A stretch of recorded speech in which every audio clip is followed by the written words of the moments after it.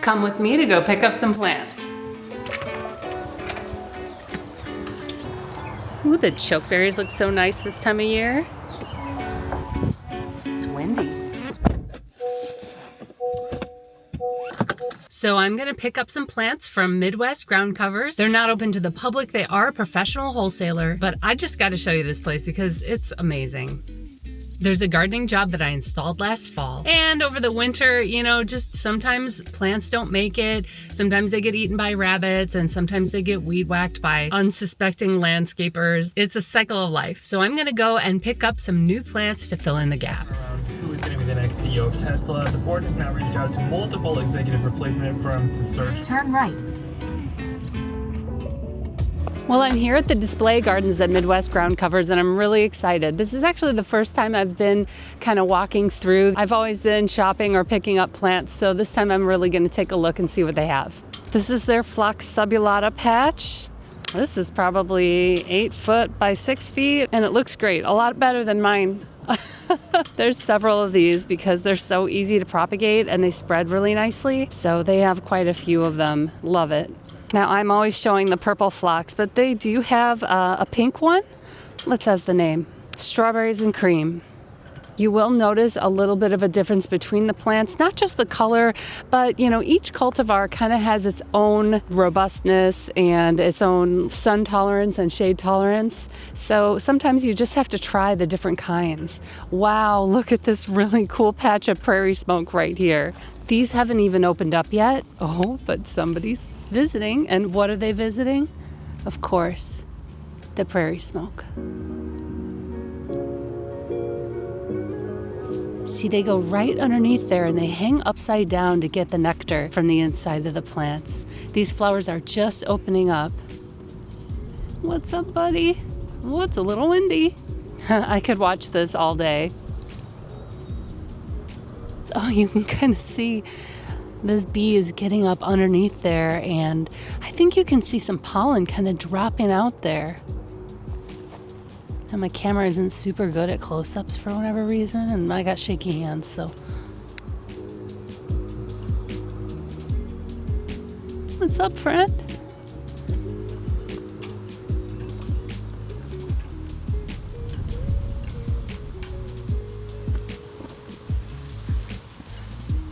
All the hydrangeas are kind of opening up right now, just kind of leafing out.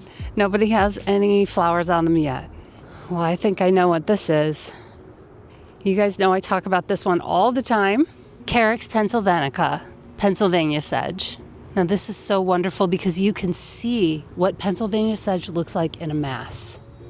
I mean, it basically looks like tall grass, but it's really beautiful. This is all Pennsylvania sedge. It's not mixed in with any other sedges. You know, they're giving you an opportunity to take a look and just see what Pennsylvania sedge looks like when it's all together. Now, normally when you're planting something like this at home, you're not gonna just plant Pennsylvania sedge, you're gonna put other kinds of perennials that are gonna flower. So you'll have pretty perennials kind of throughout the planting. Let's take a look. It's so pretty.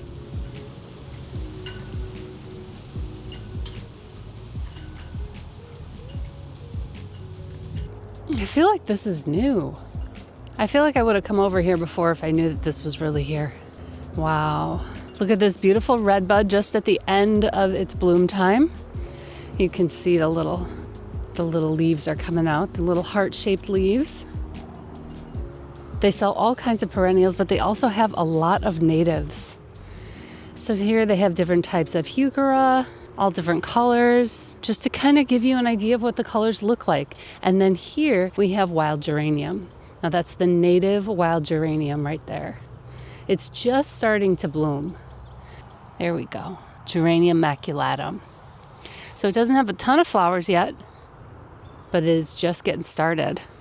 I don't want to step in the garden here. Looks like we have some bleeding hearts here. I've heard this called old-fashioned bleeding hearts. I really don't like that. I think that calling this old-fashioned is just a way to try to promote all the new varieties. I'm sure that the patent has run out on this, and so we want to make new varieties with like different color leaves and stuff like that, but I don't think I would call these old-fashioned. Dicentra. You just can't have too many red buds, in my opinion. This is definitely a younger planting of Coropsis Zagr. I have this at my home. I'll show you what it looks like. This is a gorgeous plant to plant in mass. Like if you have a large area, just get like 25 of these and just put them together about 18 inches apart. They look great. These are our native strawberries, Fragaria virginica, strawberries. They make a great ground cover. They can tolerate some shade, but they are aggressive. So you can see that they're already trying to get into the walkway here. So this is really not for a small area. You want to make sure that you have enough area if you want to plant with strawberries. Really good to outcompete some invasives. If you're trying to clear a large area that has invasives, Fragaria virginica is a fantastic plant. All the Baptisia are out. I wish mine were doing well. The voles really took a bite out of both of my Baptisias, so they're gonna take a little while to recover. It's gonna be a couple years before I see them get this big again. Here we have a native columbine. This is almost open. Not quite yet. Really underrated plant. I don't talk about it as often as I should. Now here in this beautiful shade, we've also got what looks like a Burr Oak to me. I feel like I can always tell it's a Burr Oak because it's got the creepiest looking kind of branching. This is wild ginger. What a beautiful patch of wild ginger. They planted it in a circle. Let's see if we can see any flowers. Oh yeah, look at all these flowers down here. I love that. They're little maroon flowers that only the ants get to see.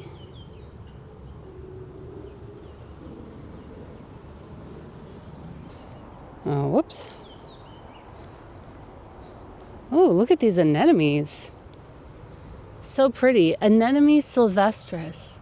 I'm going to have to look up and see if that's native. I don't think so. It's so pretty, though. Look at that. Another big cluster of Flux Subulada. This is a full sun, dry soil plant.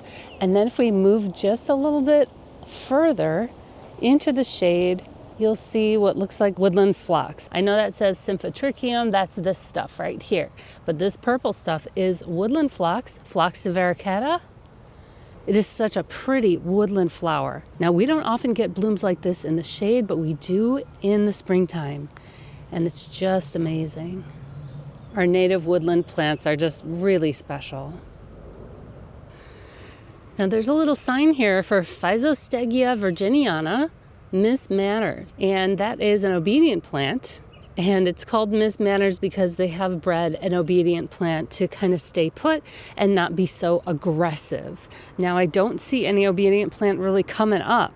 I just see the asters and the phlox.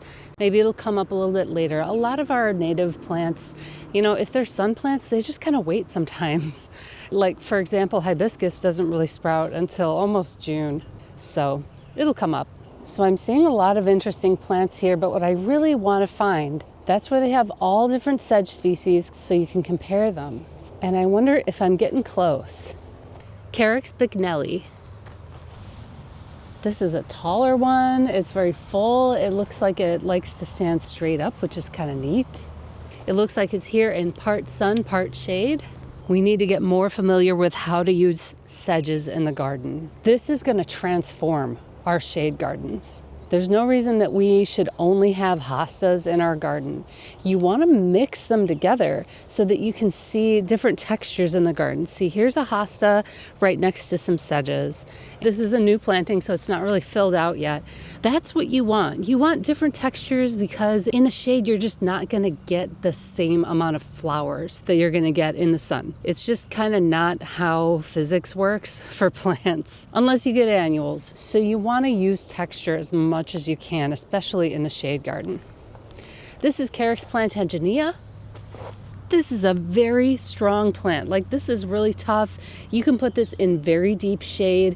It tolerates a lot of different areas. And like, truthfully, it's not like the most attractive sedge, but if you have a shady area that is really difficult to grow things in, you're going to love having Carricks Plantia, plantain sedge. They fill in an area, they've got great roots, and they give you a little bit of a different texture, especially for those tough areas.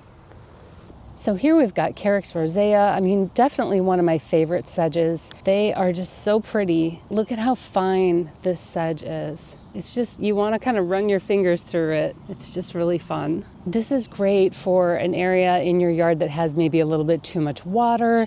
Maybe you need something there to soak up the water in the spring. Maybe you have an area that's a little bit part shade, part sun, and you're just not sure what to put there. This Carricks Rosa is fantastic there. Now, it doesn't like too much sun. If you put it out in full sun, it's probably going to open up in the center. It's going to get a little wild. I wouldn't put it in full sun, but you can see how it just kind of looks like an impressionistic painting when you have like all this carex in here, all these sedges, and they don't take up that much space. You can put them with your other perennials. You just kind of use them instead of using mulch. Now you'll notice that this is a garden that is kind of new, right? So we've got a lot of mulch here that's kind of around the sedges, and that mulch really isn't going to be necessary next year because it's all going to kind of fill in. But when you have a new garden, you want to put mulch around your sedges, but the goal is really to have sedges and not to have mulch. Now this right here looks like Carricks Pennsylvanica.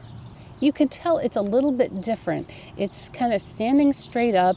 It doesn't have a very specific clump. Now, if you look at Carricks Rosa, you're going to see that this one has clumps. The sort of distinct clumps that you can pick out, like, oh, here's a group of Carricks Rosa. Here's another one.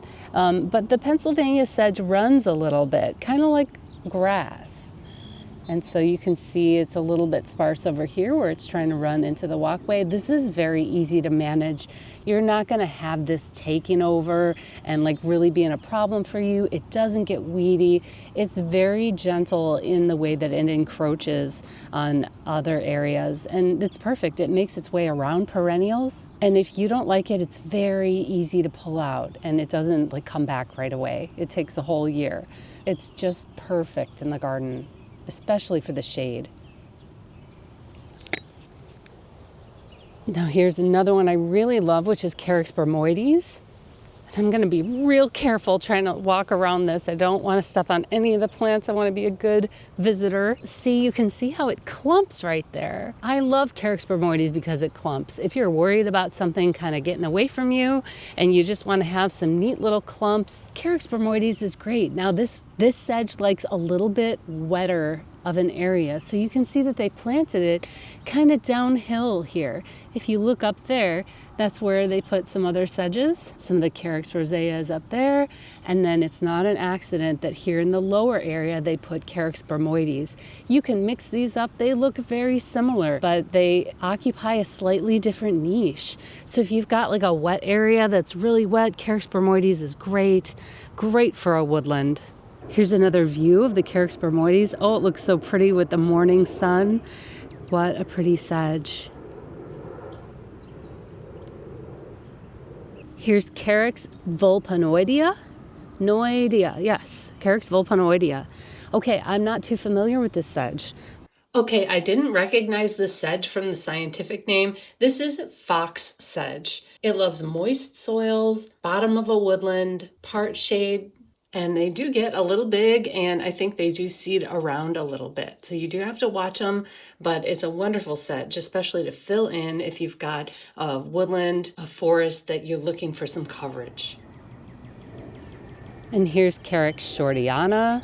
Roy Diblick talks about Carricks Shortana, and I'm not too familiar with this sedge. I would love to know it a little bit better. It's got slightly broader leaves, so it's got a different texture from, for example, the Rosea, which is over there, and has a very fine texture. So you can see the difference in texture in this garden. See the fine texture in that background with the Carricks Vulpanoidia over there, and then the thick texture of the irises and the medium texture of the Carricks Shortana. So these are part of your palette. These are all things that you can use in your yard. When you feel like you don't have a lot of options for shade, you want to think texture. Here's more Geranium maculatum. And here is the plantain sedge, Carricks Plantia, but this one is blooming, so you can kind of see what the flowers look like. Carricks will bloom. It sends out these long stems with the flowers on the edge. When they're done, you can cut them or you can leave them. They're good forage for small critters. And here you can see something that looks like a sedge, but it's actually sporopilus. What is sporopilus? Is it a grass? It's like a low-growing fountain grass. So they look like sedges, but they are for full sun. So you see them out there in the sun. Now, a lot of our sun plants don't come out until, May or June, so they're just starting to come out. When they're fully leafed out, they're gonna reach the ground and look like green haystacks. This is gonna look so pretty in the summer. I can't wait to come back.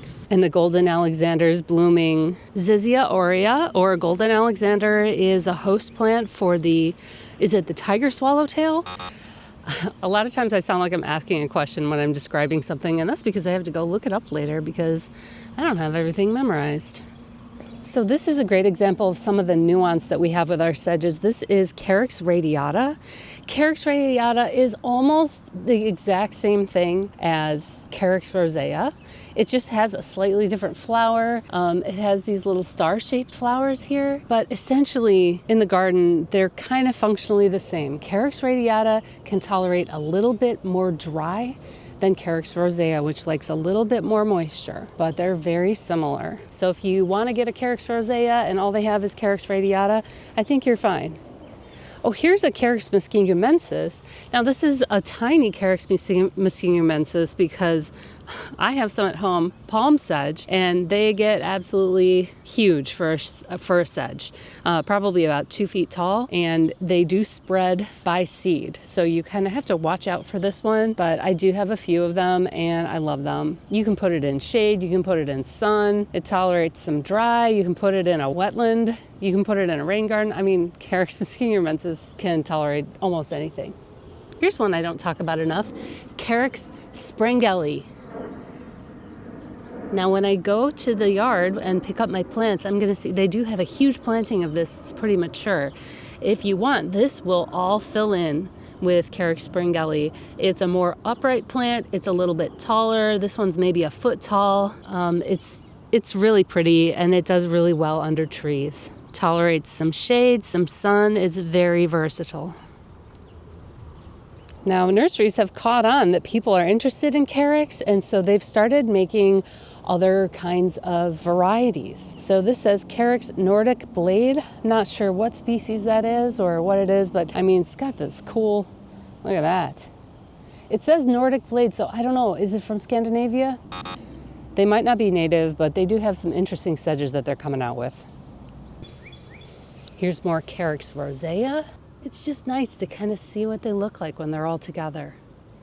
You know, when you go to the store, you buy these little plugs and you think, well, what is this going to look like? This doesn't look like anything. You can see that they have a lot of this red Pensammen right here. Pensammen is beautiful. This is a great plant.